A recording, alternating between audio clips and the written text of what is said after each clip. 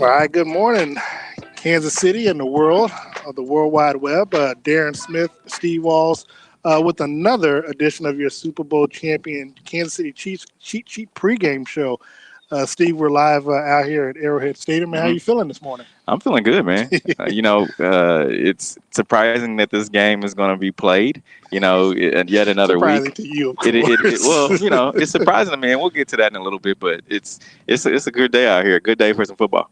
Yeah, and of course, a lot of moving parts, and we'll get to obviously some of the latest news that's going on in the NFL, and especially as it relates to Week 5 games. I know there's been a postponement of the Monday game between the Denver Broncos and the New England Patriots, and we'll get to that in just a moment. But of course, we want to get everybody set for today's matchup, a noon kickoff with the one and only, of course, Kansas City Chiefs hosting the Las Vegas Raiders. It's kind of hard, to think of it being Las Vegas versus Oakland or even Los Angeles. But that is a beautiful thing, though, Steve, because next month we'll be going out to Vegas to try to cover that game. And all things being said, Raiders coming into today's game with the 2-2 record. Chiefs are undefeated off of their Monday night win against the New England Patriots on last week. So, starting, the people off, what are you looking for in today's matchup between both teams? Not to give away everything early, but I'm concerned about this Chiefs offense, and the reason I'm saying that is because they started off slow, and this has become a problem. The last year and a half, of people course. have sent me messages like, "Why do you keep saying that the Chiefs offense is not playing well?" And I'm like, they're playing extremely bad right now because they start off slow, and it's going to come back to bite them in the butt. You know what, Steve? I have to confess. I woke up this morning and I had the same thought process. Literally, that I'm sitting thinking, okay, we have this explosive offense, but they seem to struggle getting putting points on the board. Now, I don't know if it's because they may be playing down to the level of competition, or they only score what needs to be scored. But that is a concern. I mean, I think about it last week. The team had, what was it, 19 points before Tyrann Matthews had the pick six, getting us a 26 to getting the team to a 26-10 victory, and it had me wonder, like, okay, we're talking about all these weapons that Kansas City has, and how they should be able to score at will, and yet they haven't been able to do that. You're right. It's one of those things where they when you look at their production, right? You hear Eric Bieniemy talk about this earlier this week. He said we haven't been doing the things that we need to do in order to win ball games. And he admitted until the end of the game. And I had a chance to ask him. I said, well, how do you make sure these guys don't become complacent? Of course, and I say this every week, you have that Ferrari that's just sitting there idling on going down 70, and they know that he can go 0 to 60 in a matter of seconds, right? Yeah. So they're becoming complacent to the fact of they know that they can score touchdowns in bunches. And I think that's the problem, because they've won so many games that way. And when you think about it, they're going to play a team, whereas that team is going to get up and not look back. Yeah, and that's my biggest concern. Obviously, I have them going 19-0, but because they've been able to come back as far down as 24 points, that again, it doesn't seem like they play with that sense of urgency until it's too late. Outside of the Chargers game, and so look, man. Again, to me, it's one thing when you decide to. You win the coin toss and you elect to defer. When that happens, of course, now you're putting your defense out there, putting your defense out there first, and then of course you now have your offense that may end up having to play from behind. Now, it doesn't really matter if they get a field goal, if the opponent gets a field goal, but still you don't always want to come out trailing. That is my one major concern as it relates to this team, is that they're going to be dancing with the devil one too many times, and the devil's going to leave them out on the dance floor by themselves. And that with that being said, you look at this Raiders offense, right? You look at the Raiders offense. They have Carr. They have Darren Waller coming. Darren Waller, who's been kind of battling a little injury, I believe, with his hamstring. And then you also have a Henry Ruggs who's coming back that had a knee and hamstring injury. So this Raiders offense is very powerful. Henry Ruggs can stretch the field, albeit somewhat like Tyreek Hill. This is one of those trap games for you. And I'm telling you, man. And then you think about Josh Jacobs, where if they get a lead, they're able to run the ball. And the Chiefs defensive line, they're going to be minus Mike Dana, but they have a little bit of depth there, right? I mean, they have Taco Charlton, who's been playing well at defensive end. Very well. Chris Jones is coming back. He's going to be back today. Still back hobbled. You have Bashar Breeland, who's going to be playing the cornerback, but I'm talking about the front guys, the front of that, the interior of that defense, right? They haven't been playing that well as far as stopping the run. So you're going to have, if the Raiders get up early, they're going to have trouble with Josh Jacobs. And you look at the line of Josh Jacobs, it's over and under as 100 rushing yards, and I think he'll get over that today. And look, I know you and I, we have respect for what the Raiders can do. We saw what they did that Monday night game against the New Orleans Saints. Granted, they were without Michael Thomas, but they played a complete game of both offense, defense, and even special teams. Mm-hmm. This is a division game. Even though the last time these two teams played, the Chiefs knocked them off 40-9 in the snow, mind you, they still have an opportunity to come in and to upset Kansas City. Look, Derek Carr, he's not at Patrick Mahomes' level, but a few years ago before he had that injury, he was playing an MVP-like type season. So, he's got 3 years under his belt with John Gruden in this offense. The running game, Josh Jacobs led the rookies last year. I think it was AFC rookie. No, it was Kyler Murray. He was second to Murray as the top rookie.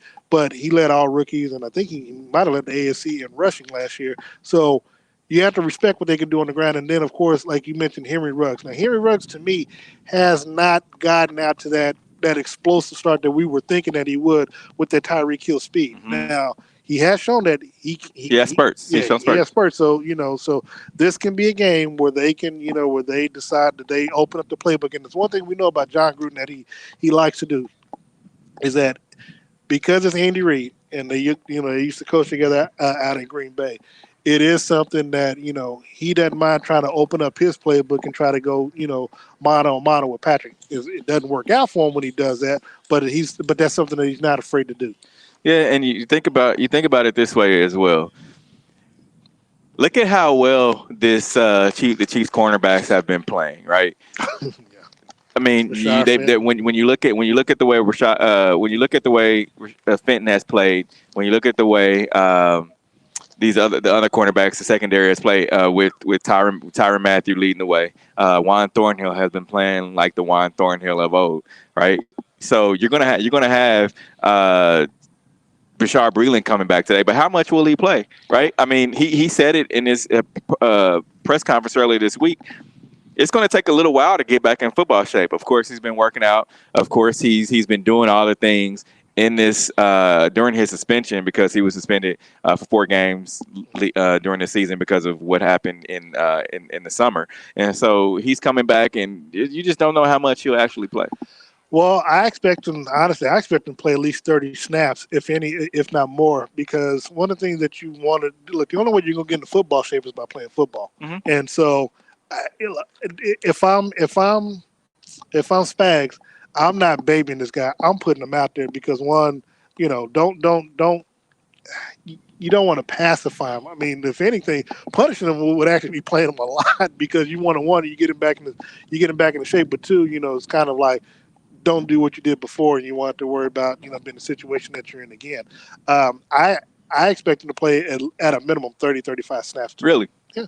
Okay. I mean, it's going to be totally left up to him. And you got to remember, because of the style of offense that they play, they're going to need him. I mean, look, Travarius Ford, even though he's played the last couple of games with the small cast on his hand, Rashad Fenton has played well, and it's been more the safeties with Tyrann and Juan making the big play. So I could see a scenario where they're still running that 4-2-5 defense, the nickel defense, and Bashad being in there a whole lot today. And I had a chance to talk to Travarius Ward via text earlier this week, man, on Monday, and. I asked him, about his injury and playing, and he said it's messing with his head a little bit. He said the injury is messing with his head, and he's trying to fight through it. And we had a little bit more talk in depth on that. But when you look at how Travarius Ward has played, he started in the Super Bowl. And then to go from starting in the Super Bowl to kind of playing the back row, trying to fight back to have your starting position back, That can mess with a guy's head. Well, I think it's well, like you said, I think it's more the injury because he one of the things that he said he wanted to do was try to be someone that got a lot of interceptions, Mm-hmm. and so in his head he's thinking if he tries to intercept the ball, he might re-injure his hand even more. So I think that's the thing that's messing with his head. My thing, if I'm my advice I would give to him is don't be so worried about trying to make an interception or make those type of. Just do your job. If you do your job, everything else will work out fine for you. But if you think about it, doing your job is making a huge play with this defense. I mean, No, you think about doing your job is not getting beat. we're making a play because the ball that when was it? I think it was game 2 where he knocked the ball down. He couldn't even intercept it, but he ended up knocking it down.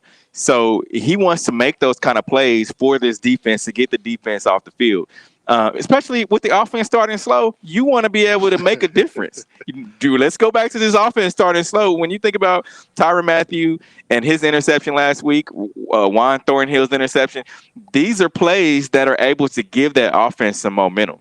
No, I mean obviously, that play ended up being what sealed the deal. I think I think for me, Kansas City's biggest issues like you said is complacency, and coming out and I don't know, maybe Patrick and the Patrick and the offense are trying to fill the defense out, or trying to see what they're giving them, Mm-hmm. and but look, I don't. Let me take a step back. Bill Belichick is the only team that has held Patrick without a touchdown in the first half. So the New England game to me is an anomaly. So I don't want to harp on that because I think that's only when they played New England that he's had that issue with. Coming out of against the Raiders, it is again still the Raiders. What Kansas City is probably going to try to do is if I'm Kansas City, draw them offside. That's one of the things that they've been known to do Right. is to lead the league in penalties. I know the Saints have been doing it the last couple of years, but the Raiders, they're still the Raiders. I would try to get As Raiders fans look over here at us. So I would definitely look at trying to get them offsides, but I think that we'll see Andy Reid kind of dig a little deeper into the playbook, kind of do some of the things that they did against Baltimore. Now you're not going to reveal everything because you don't know whether or not this game with Buffalo is still going to be Thursday or if it'll end up being Sunday based off what the testing shows up for the Tennessee Titans. I know they had another positive, so we'll have to wait and see what the NFL's announcement is about that game. So the Chiefs could turn around and play on Thursday. If so, you don't want to reveal everything because you do want to save something for Buffalo next week. All that being said, I think this first series, I think the first quarter, you get a heavy dose of Clyde Edwards-Helaire, to try to get him going, get that get that running game going. Now you got a balanced attack where now you got them on the heels where you can hit them with a play action pass. So that's what I would do if I'm Kansas City, especially if I don't want to start off slow. You talked about getting Clyde Edwards-Helaire in the running game going, but quiet as kept. This offensive line hasn't been much to write home about. I mean, besides game 1, they haven't really played that well. I mean, you have Kelechi Osemele, who played well against Baltimore. In game 1, he played well, but they haven't really. I mean, you still saw Patrick Mahomes getting flushed out of the pocket last week. There really wasn't much push from the Patriots defensive line. So this Oakland defensive line, they're getting a couple guys back who are pretty good at rushing the ball. So, this offensive line has to play well today to give Patrick a little bit more time, and also to get that running game to open up a hole. Well, I will say you talked about their defensive line for the Raiders. Of course, Max Crosby, he has 3 sacks. They call him Mad Max. Get it right. I'm just calling what his mama named him now. He had 3 sacks in his past 2 ball games, and so look, they can't get after the quarterback. That's why I said don't underestimate. This is not to me the same team that played here at Arrowhead in December. One, again, the weather was inclement, which they were out of Oakland at that time, and of course, even being in Vegas, you still got that kind of sunny weather, that desert weather out there. So for them, this is a game that's actually made just for the Raiders, because they don't have to worry about inclement weather, don't have to worry about any rain, don't have to worry about any temperature concerns. I mean, they can come out here and play their game. They can. I mean, this is the weather for them. They can run the ball. You know what I'm saying? I mean, and if Jacobs can get out, they can do some play action. We saw what Darren Waller could do against the New Orleans Saints. Now, New England, again, that's an anomaly. They took him out. I think he had 20 targets, but only caught 2 passes. Right. But in last week's game, I think he ended up having 9 catches for 88 yards. So I think that was one of the things that I tried to get to Andy Reid on Friday. But I think my question kind of cut off is, do you plan to try to devise a defensive plan against Waller in the same vein that the New England Patriots did? Because they took him out, and then they were able to do a lot more, against Jacobs and Ruggs and things like that. So, but even if you do that, you still got to worry about Jason Witten. I know he's about 43 years old, but the man can still catch a pass when it's needed to, when it comes time to. Right, but are you gonna play that kind of package where you're gonna be playing the pass? Because I'm still saying Jacobs is a force to be reckoned with. You don't want Well, to. You still want to have a heavy presence with stopping the run. no, I agree, but everything is going to start up front. Of course, it's going to be dependent on just how well Chris Jones and that groin of his is. Look, he basically hasn't played in 2 weeks, so he should be well rested up. So I don't know if he's 100%. I know someone asked us earlier, is he 100%? I don't know if he is, but I would imagine he's close enough to where now they would have played him against the Patriots had the game been on Sunday, but because it was moved to Monday, they decided to give him an extra week's rest. I think he'll be good to go. I know he's practiced all week this week. But then, we got to see what Frank Clark gives us as well. Mm-hmm. And TK, I like Kansas City in this game. I like them big, but I think I just don't think that they'll play down to the level of competition. I think they'll do. I think they'll do what they'll need to do to score early, score often, and to make a fashionable point against these Raiders. Hey, you saw, and everyone else saw the Raiders' first 2 games this season. Of course, they beat a team who I thought, and I still think that New Orleans Saints are going to go to the Super Bowl and play the Chiefs. And they beat that team. They beat the New Orleans Saints team, and so they played well those first 2 games. Have tapered off, and they beat them physically too. They did, and they've tapered off in these last 2 games, losing, of course, to New England, being one of those teams. And so I don't think they're going to lose 3 straight. This is the Raiders team. A lot of people have said Carr has played so. Up too early now. I think Carr has played, and I've been saying that this team, Chiefs team, are going to go 12-4. This is one of those games that's going to sneak up on them. The Chiefs are going to start slow, and it's going to listen. You're going to have to get hit over the head one time, bump your head at least once before you're able to say, "All right, we're not starting slow. We're gonna come out on fire." And I think this Raiders team is going to come out on fire and not to lose the 3rd game. It's interesting. There's a lot. That's a lot. Because listen, if they lose this 3rd game, they will drop in the AFC hunt for the playoffs. That's fine. The Raiders. Oh, well, if they lose 3 in a row, they're going to drop. And so, of course, the Chiefs want to remain in first place and extend their lead in first place, right? But this Raiders team, I think they're going to come out on fire. And people are going to say, "Oh, well, the Raiders this, the Raiders that." I said, "Oh, well, take it how you want to." Derek Carr hasn't played bad. Well, look, Kansas City has won 10 of the last 11 matchups against the Raiders. I don't see him. Well, you got to remember, this Raiders team only scored 19 points against Kansas City last year. And that was last year. And I know. And the first time they played, it was the second game. We were both out there. They got out to a 10-0 lead, and then Chiefs routed off 28 second quarter points, and that was basically the ball game. That's what the final score was. I don't see. I mean, they still haven't done. I guess for me, you still got to put up points, and you still got to show us that you can beat us. And so, if I'm the Kansas City Chiefs, granted, look, I do want to get a question in the Andy Reid, like, why is it that your team gets off to a slow start? And I don't know if we really just ask them that question specifically, but why with such a high-powered offense? And again, I've always said Kansas City is fine between the 20s. It's always when they get down inside the red zone that I have concerns with, because the field shortens and and the defense can do a whole lot more. If you're not scoring, if Patrick is getting big plays between the 20 and 20 to for them to get in the end zone, then that's where my concern level rises. But that being said, I don't see Oakland or Las Vegas scoring enough points for them, for Kansas City to be concerned where they're worried about, we're going to lose this game against them. I just don't see it. And you mentioned being in the red zone. They've had, let's call a spade a spade. They've had some issues in that red zone. Clyde Edwards-Helaire has not been able to punch the ball in like they want him to. I mean, and I've said this. I That's a think concern. I think they should.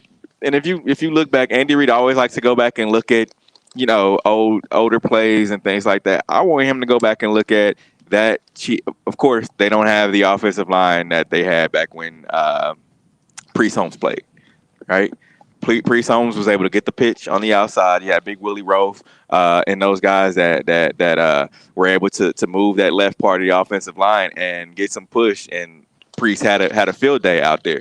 And I think that's what the Chiefs should go to. Let him get a pitch and let him work in space, because if he's trying to run, between the tackles, he's not had that much success.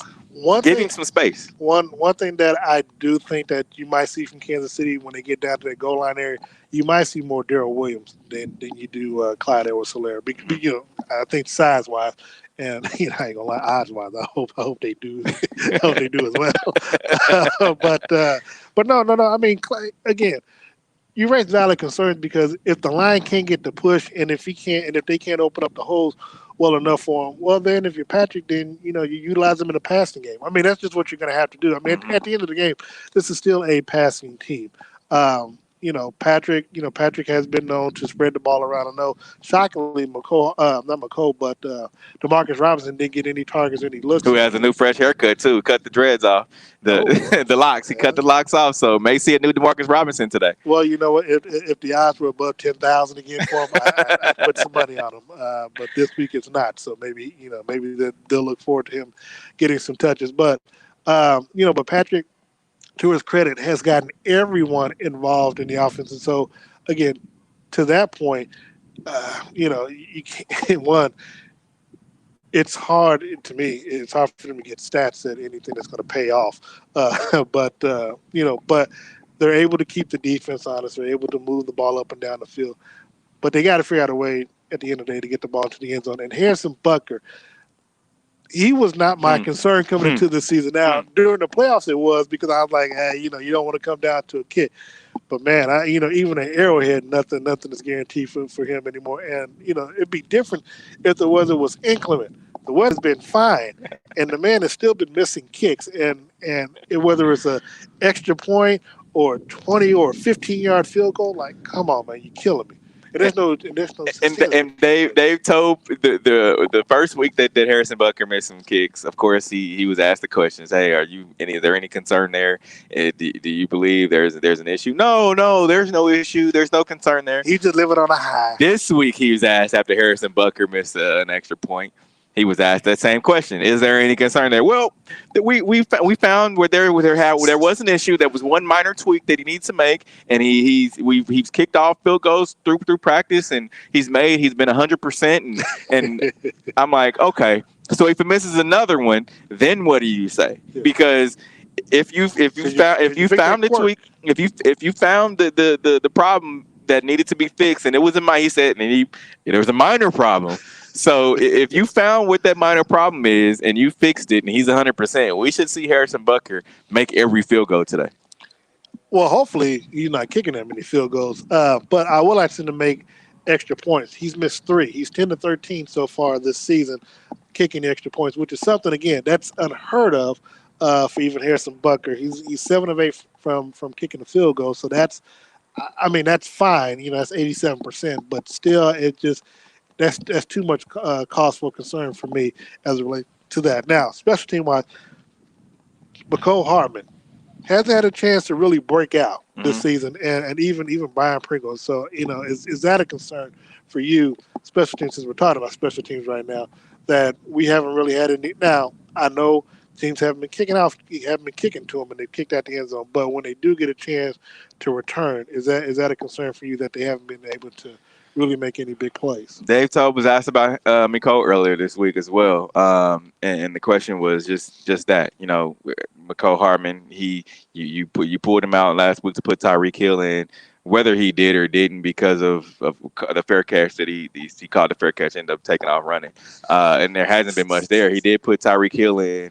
He said that was just a design play. Take that for what it's worth, right? So I think McCole will definitely have some spark. And Dave Tobe said it. McCole sometimes tries to do too much. He tries to make a play when he really doesn't need to. But and he's still young. It's only people forget it's only his second year in the NFL. That is He's true. he's had so much success last year where you kind of that kind of just goes over your head where it's like, dang, it's only his second year. He's done so well in his rookie year. You would think he's been there three or 4 years, right? But I think McCole, That's what winning does. that where it starts for him is in special teams. You see that kind of transfer over to his confidence at the wide receiver position. If he's able to translate some good special teams plays, look, bring it out in the end zone one time. Try that. And I know Dave Tobe is probably like, hey, we not bring it. If they kick it into the end zone, don't bring it out. I can't remember the team that I watched, and the guy he brought it out of the end zone every time. Who we watch on Thursday?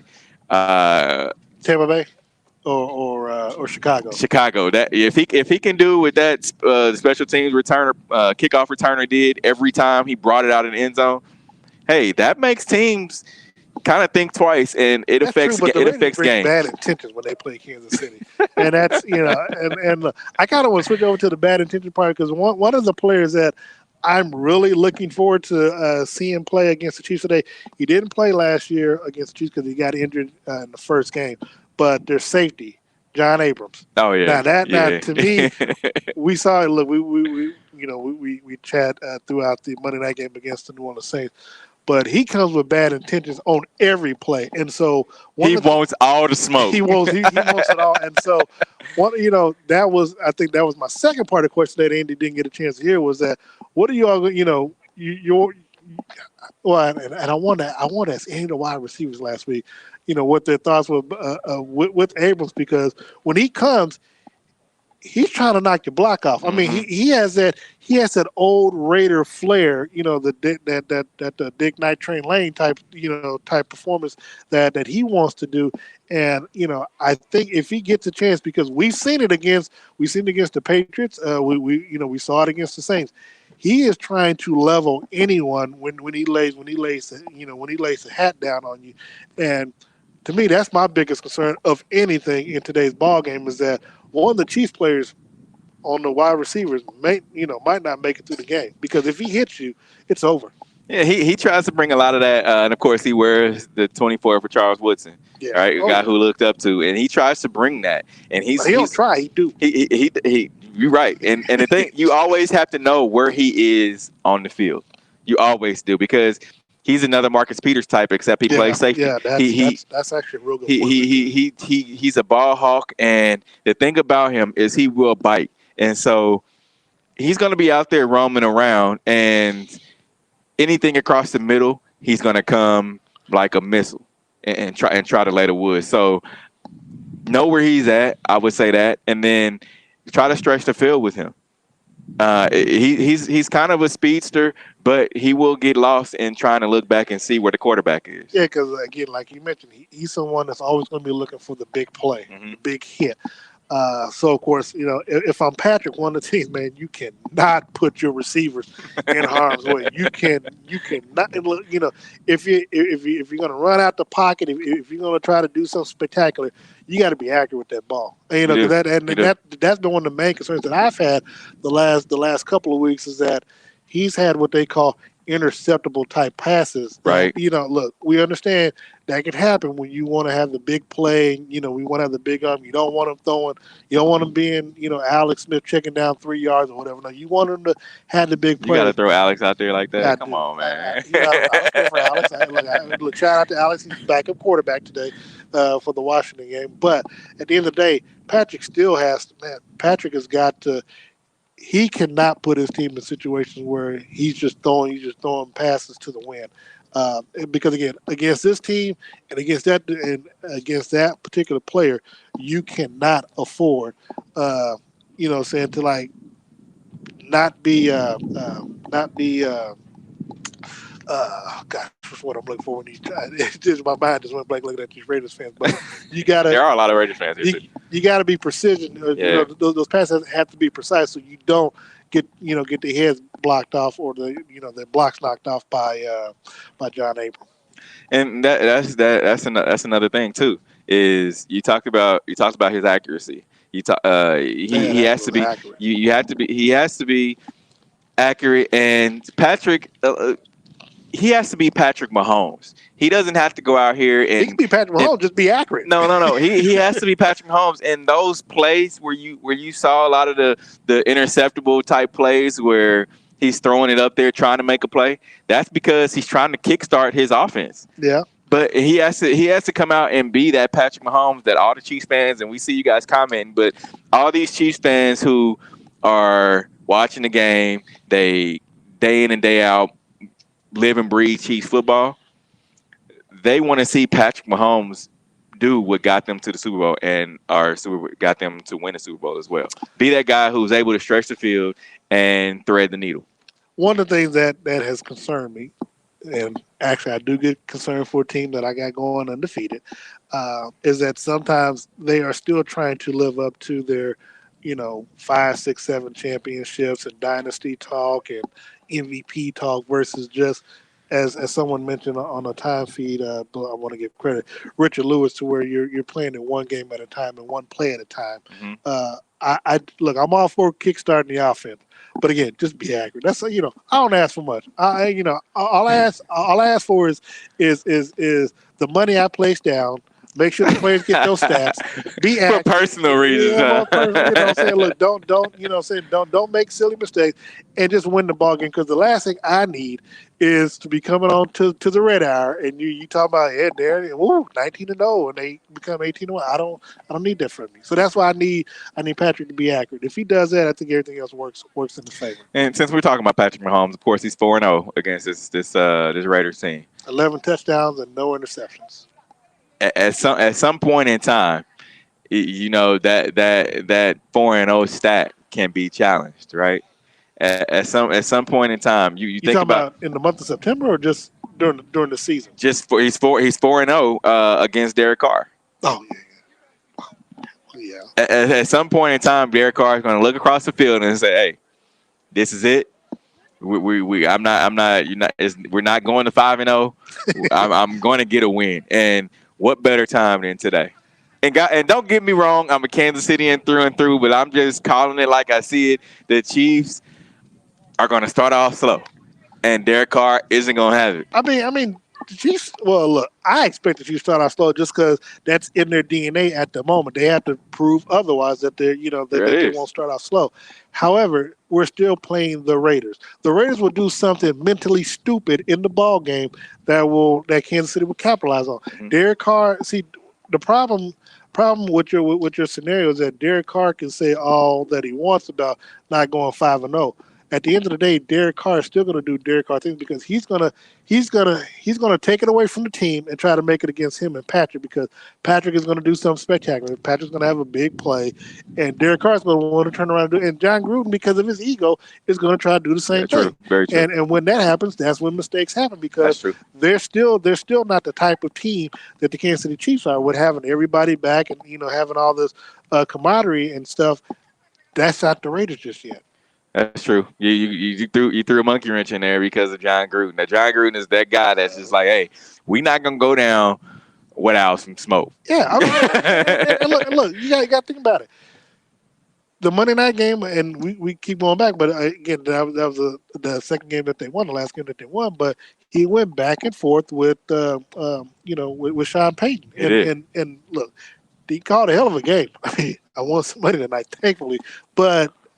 But that's who he is. I mean, he is someone that he fancies himself to be a quarterback guru. He fancies himself to be someone that's offensively minded, and so he actually has the weapons. I mean, that's the problem.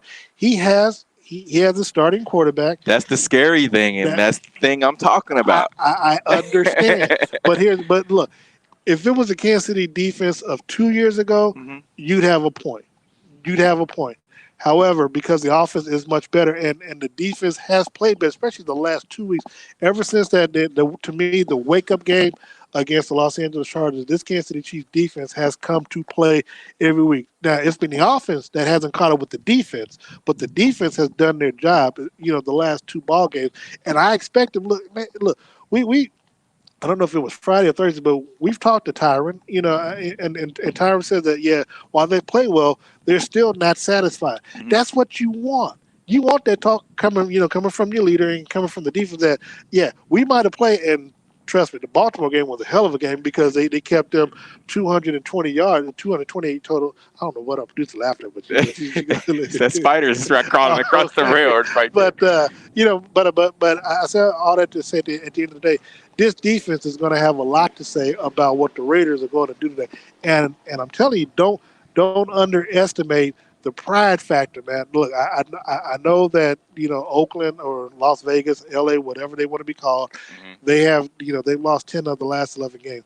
But Kansas City, they are also playing for something as well. Right. And again, I know I'm not gonna. You can say who you got later on in the game, but I'm telling you, pick against Kansas City today. Yeah, you're gonna be in for some big trouble by All right, we're watching the Chiefs pregame cheat sheet with Steve Walls and Darren Smith. We're going to take a quick break. We're right here. We mean a quick break. A quick break, so stay with us. We're right here.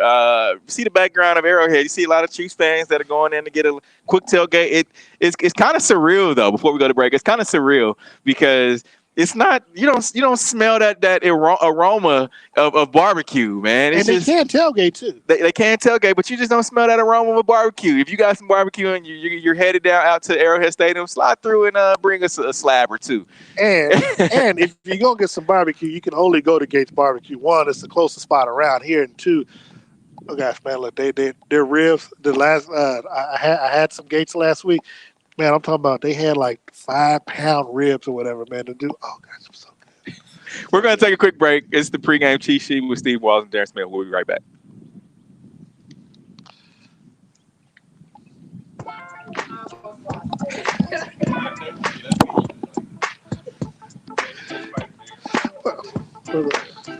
Oh, you want me to hit it?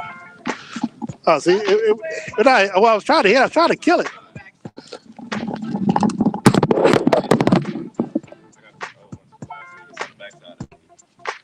Still right there. Come all the way around. Come all the way around. No, you're going to miss it.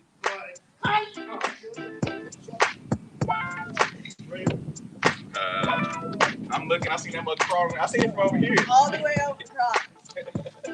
All right, let's go. When we go back, We only have one comment right now. What is that? We only have one comment right now. well, I don't know if you can, but on my radio, so when we go back, let's talk about whatever. Talk about the new stuff with the games and stuff.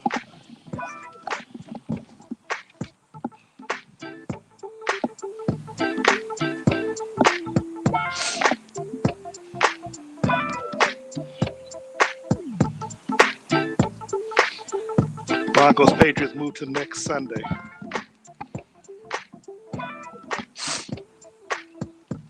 Wow.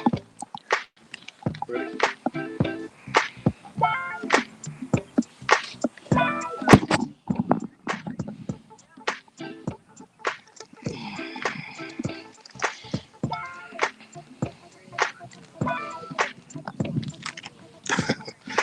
All right, so we are back here on the Kansas City Chiefs Cheat Sheet pregame show with Steve Walls and myself, Darren Smith.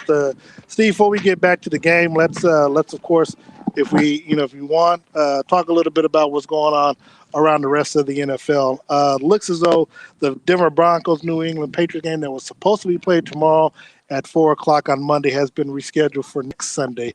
Of course, that is the Patriots bye week, so now they are. So now they're going to have that game.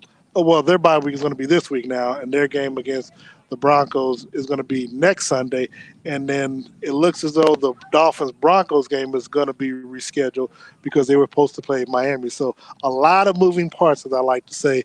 That's what's going on right now due to COVID. And, of course, another Tennessee Titan staffer tested positive, I believe, either yesterday or this morning. And so the game regarding the Buffalo Bills and Tennessee Titans on Tuesday is in flux right now. So just to keep people abreast, if the game is not played on Tuesday, then the Bills Chiefs game is back for Thursday night football. If that game is played on Tuesday between Tennessee Titans and the Buffalo Bills, then the Chiefs will play Buffalo at Buffalo on next Sunday.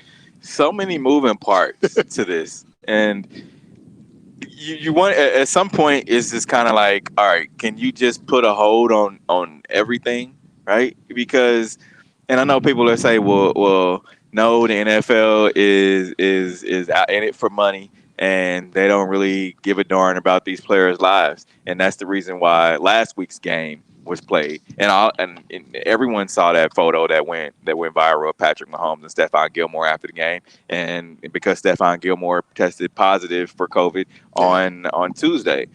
So had Patrick Mahomes tested positive for this virus, I think that would have sent a shockwave through the NFL more than the Cam Newton tested positive. It's going to take something of that magnitude for the NFL to say, hey, we're gonna pause everything and push everything a week back, which I think they should have. Once the Tennessee Titans started testing positive, and then you see even one of the Oakland Raiders has tested positive. A coach from was a strict conditioning coach from Kansas City has tested positive. So this thing is like a lingering situation. You I don't know who brought up this, but possibly having all these guys you pack all your stuff and we're going to stay in a hotel.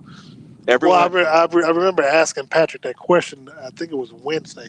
So if they pack up all their stuff and they stay in a hotel together, you're able to monitor these guys. They're not able to run to Walmart. They're not able to run to the barbershop and get their hair cut. It's those little things that you can kind of cancel out if you're able to monitor them. And are these guys willing to do that? We don't know. Well, we did, again, that was a question I asked Patrick on Wednesday.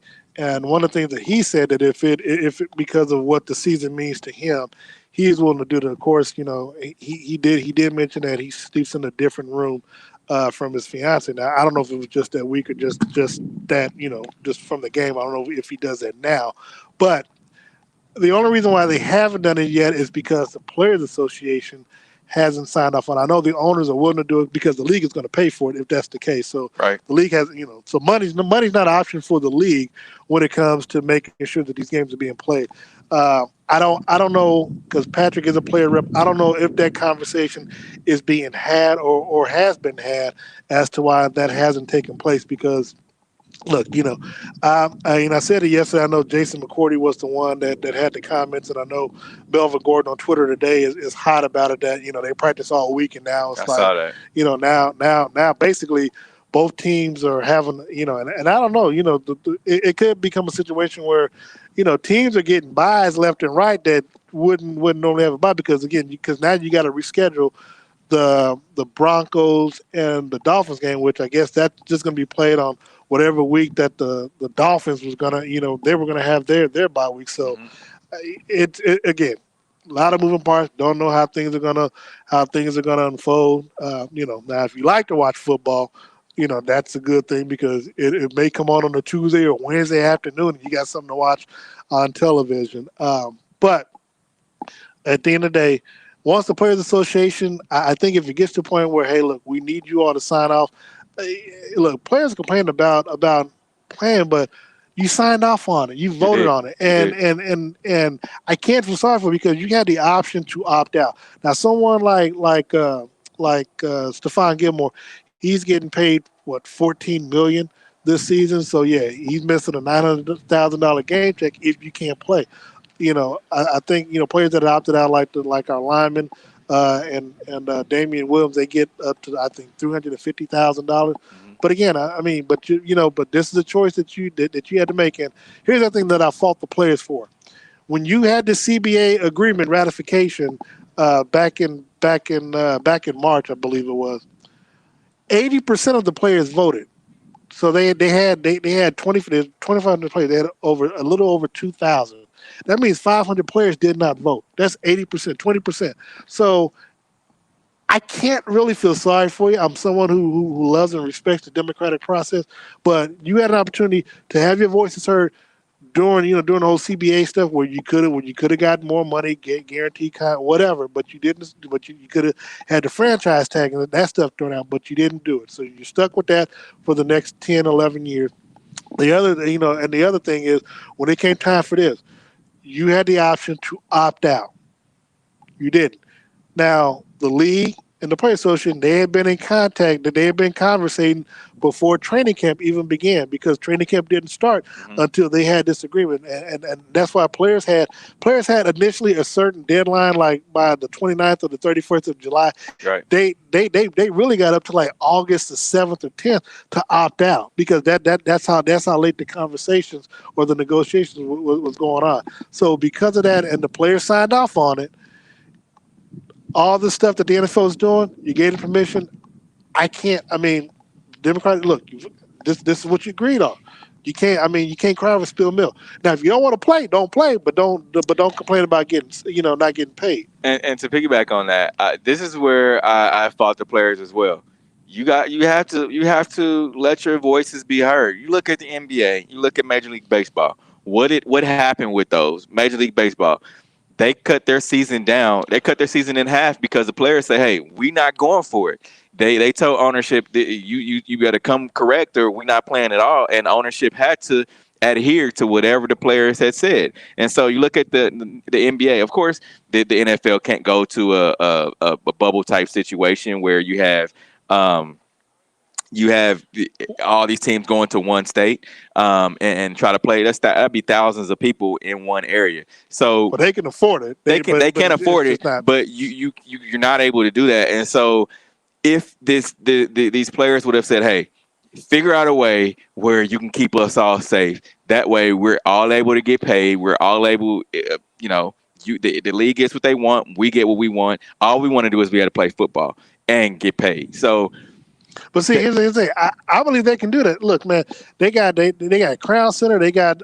You can put them in Crown Center. You can put them in the Sheraton. You can put them in the Intercontinental Plaza Hotel. I'm just looking here in Kansas City. I mean, right. you have areas of location where you can, where the team literally or the league just pretty much buys the hotel for the next 3.5, 4 months. Going through the playoffs in the cities. And so the players, they get the charter buses, they go to from the hotel. They can have their own team people or the people at the hotel. That's the only thing, the people at the hotels would get tested every day, just like the Chiefs would. But I mean, to me, that's the only way because granted, you limit their movements. The only day that they would have off, I believe, would be Tuesday minus their bye weeks or whatever. But at that point, you sit in the hotel room. I'm just gonna say that. Yeah. I mean, you make it a resort style type deal where, I mean, you have stuff for them to do directly inside of the hotel. You could even take a charter bus to wherever place you want to go to. But we're going as a team. It's going to be clean and everything like that. Here's the thing. I'm with you up to the point. Like I know it's not Orlando where you got the NBA where again you don't have as many players and staff, so that you can kind of do stuff like that. Again, if you say it like that, I will give them. I'll put them over in Crown Center. I'd shut Crown Center down to the public. And then you keep those shops and you keep and you reopen the movie theater, stuff like that to where you can where you can have that type of stuff. But here's the thing: there's plenty of places across the U.S. that are like that. I mean, look at move the team to. You could put these. You could have. Let's just say the AFC West. They're going to be in California. Put them out somewhere where they have plenty of resort areas, and that way each team stays on a resort. Put the NFC East. They're going to be, in New York or somewhere else, or somewhere else, Dallas, where they have a dome stadium where weather doesn't affect anything. Put them down in Florida, where there's another somewhere like Orlando or something, and you're able to move these things around and have them. There's plenty of resorts around the U.S. where you're able to say, all right, well, we're going to key in on this area. We're going to move 4 teams to 5 teams here, and we're going to battle it out there. And then we'll have, at the end of the season, we'll have like a 5 or 6 team playoff, right? They're able to do that. Will it affect how the normalcy of the way the NFL has been played? Yeah, but heck, we're affected right now because we're moving, bouncing teams around, and they're playing on looking at Tuesdays, they're looking at Saturdays, Thursday games are being moved to Sunday. You wouldn't have that situation if you were proactive. Well, here's the thing: because they had a 5-month head start versus some of these other teams. I'm sorry, 4 months. I do believe they were proactive, but Not enough. Not enough. I'm saying, but they were proactive to the point to where, again, they got the agreement with the players association to be able to move the games around like this, where they haven't had to quote unquote cancel and forfeit. One of the things that people need to understand, the reason why they haven't quote unquote like called off or forfeit or forfeit a game between like the Titans and whoever else they were scheduled to play, is because if they do, neither team gets paid, and Right, so that's the reason why even though players are talking about punishing the Titans, you punish them, then you don't get paid as well as the opposing team. It should be a forfeit. But if you do, then the other team doesn't get paid. Now, it might not be to no fault of your own, but again, that's what you agreed upon. Again. But I believe you can't change the rules. If you don't play that one game, you still get the minimum, which is still $200,000. No, you don't get any. No, you don't get paid. That's the whole point. That's why that's what they talk about. The Titans getting punished. Yeah, but if they get punished, you don't get paid as well because there's no game being played because you're not bringing any revenue in. But and that's only a few players. I mean, these guys are million. Well, no. I'm talking about the coaching staff. I mean, nobody gets paid. Hey, manage your money better. Oh, well, I'm with you on that, but I'm still saying you making more than the average American is making, right? So manage your money better. That's all I can say about that. Or you had the option to opt out. So there it is, and you didn't do that. But Steve, let's look at some of the other games today. Pick our games, and of course we'll end it with the Kansas City Chiefs game today. But the noon games, you got Carolina Panthers at the Atlanta Falcons. Ooh, this Falcons team is in need. This ain't rocket science, man. This Falcons, they're at home. I think the Falcons are going to pull this one out. This is a game that they need. They need to get on the winning track. Steve with them long odds. I got Carolina Panthers. Teddy what? Bridgewater. Yeah, Teddy Bridgewater playing. Man, look. I think I actually put some money down that I think that the head coach of the Falcons will be the next one to get fired. It had like 3,500 plus odds. So you didn't tell me about these. You didn't tell me about it was NFL. I could get you on the phone this morning, man. I was on the early this morning. Cincinnati Bengals at the Baltimore Ravens. I got Baltimore. Baltimore is too much of a team, even though Joe Mixon is playing well. Notice how long it didn't take him that long. Hey. Okay, I got Baltimore as well. Jacksonville Jaguars at the Houston Texans. Oh man, I got the Houston Texans. Man, this is a rally for them to turn this season around. Well, I got the Texans. Well, one, Bill O'Brien's no longer there, so I'm good on that. But also, with the news that came out this week about J.J. Watt getting into it with Bill O'Brien, Romeo Cornell, who used to be the Chiefs head coach, is the interim head coach, the oldest head coach in the NFL in NFL history. They have to win because you had that press come out about you not going head to head with Bill O'Brien and helping, I guess, getting them fired. You got to have a good game and you got to come out and win. And I think basically Deshaun Watson to me is better than and Deshaun Watson, his time is limited in the NFL. You want to get your best games while you're young, and so you don't want to waste his. They got rid of. You don't want to waste it. You don't want to waste his years, and that's another reason that they got rid of Bill O'Brien. Yep. Next up, Arizona Cardinals at the New York Jets. Big game from Isaiah Simmons today. I think the Arizona Cardinals, the Jets are just the Jets are going to be the Jets. Okay, so you got the Cardinals. Okay. Next up, the Battle of Pennsylvania. Philadelphia Eagles at the Pittsburgh Steelers. Steelers coming off their break. They'll be playing each Sunday the rest of the way. I like the Steelers in this game. Now, Carson Wentz, did enough. Got the team's first win last week against the 49ers, which was shocking to me. But Pittsburgh has a top-ranked defense, 3 games through. But I like them in this game against Carson Wentz. I like the Steelers too. Big Ben, he's been playing well since his injury, so I like the Steelers. Los Angeles Rams at the Washington Football Team. Ooh, Got Kyle Allen, I believe. They benched Dwayne Haskins. Nothing good is going to come out of Washington this season, so I'm going with the not Rams. even Alex Smith. And I like Alex Smith. That's my guy, man. But nothing good is going to come out of there. I got the Rams. The Rams. I like them big in this game. Kyle Allen, not impressed. So yeah. Next up, my late afternoon games: Miami Dolphins at the San Francisco 49ers. Surprisingly, San Francisco played well last week and the week before. Well, I expected them to win last week, but they lost. But I don't know if Jimmy Garoppolo's coming back. I haven't read. I don't think he is, but I know they do have George Kittle back. Miami Dolphins on the road. I know your guy Mike Gesicki. Maybe I'll put a couple dollars down on him, depending on what the stats look like. They have yet to pay off for me, but I like 49ers in this game. I'm gonna go with Miami. Really? Yeah. Okay. Fitz Magic. Chiefs fans know about him. Indianapolis Colts at Cleveland Browns. Cleveland got a late afternoon game today. Ooh, yeah. Cleveland's rolling, man. I like Cleveland. Odell is becoming Odell of old. I like Cleveland. Hold on, man. Is there another spider that came? I don't know. I just killed one. Here comes another one. I actually got the Colts winning this game. You do? Yeah. You know what? We've kind of underestimated because Phillip Rivers is the quarterback, but they're 3-1 as well.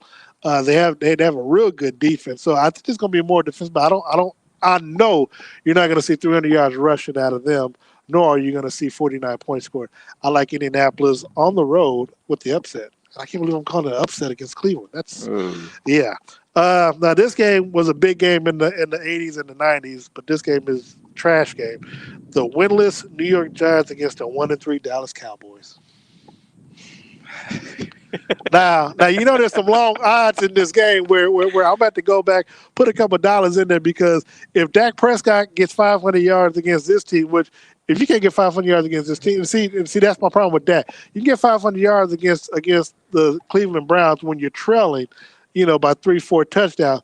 But I need you to get those type of yardages against a team like the Giants early, and you get the lead and keep building on that. So I'm going to go with the Cowboys in this game, only for betting purposes. Yeah, I like the Cowboys. However, if they for some reason lose this game, gosh, if they lose, Jerry's Dome is going to be on fire. Man, Minnesota Vikings at the Seattle Seahawks.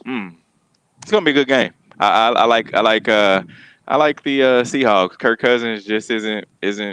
He's not doing what he should do to win ball games. Put it to you that way. He did it last week. A big game from Thielen. Now Kirk could have got 10 more yards for us, but no, I actually, I would say it would be an upset, but no, I'm going to go with Seattle at home. But I'm hoping that Minnesota can at least stat-wise look good for us. Tomorrow night's game, well, I guess we could wait till tomorrow to pick them. But let's go back to the game. Kansas City Chiefs at the Las Vegas Raiders. Steve, who you got? I'm going with the Raiders on this game, man. You heard that? You heard that, people? That's I why am. The Raiders will win 34-31. The Chiefs are going to start out slow, and this is going to be that hit you over your head type game, so that way they wake up and they can continue to play well the rest of the way. And you know what? And you always say, well, you got them 12-4. At some point, they got to lose. Well, this is one of those games. This is one of the 4 games that I said they're going to lose one of those games against the Raiders this year, and I think it's going to be this one. And what did you say the score was going to be? 34-31. Oakland. 34. Las Vegas. Yes. 34-31. Okay. Well, I know Kansas City. I know you want me to bring a little sanity to this sanity to this broadcast. So I got Kansas City winning this game 43-17 today. What? Yeah. Okay. Because you look, Kansas City beat them 40-9 in the snow. Tyreek making snow angels. Imagine what they can do when it's 80 degrees sunny weather out here. Okay, so yes, I got them winning 43. So look, I'm gifting them 17 because I need them to do something so I can get some money. But at the end of the day, I think at the end of the day, in all seriousness, Kansas City to me is still the better team. I think they'll be better disciplined in today's ball game. If Patrick makes a mistake, he'll make amends for it. But I think at the end of the day, Derek Carr is going to do what Derek Carr generally does when he plays the Chiefs, makes a big mistake, and the defense makes him pay for it. It's not, and that just doesn't happen in rivalry games.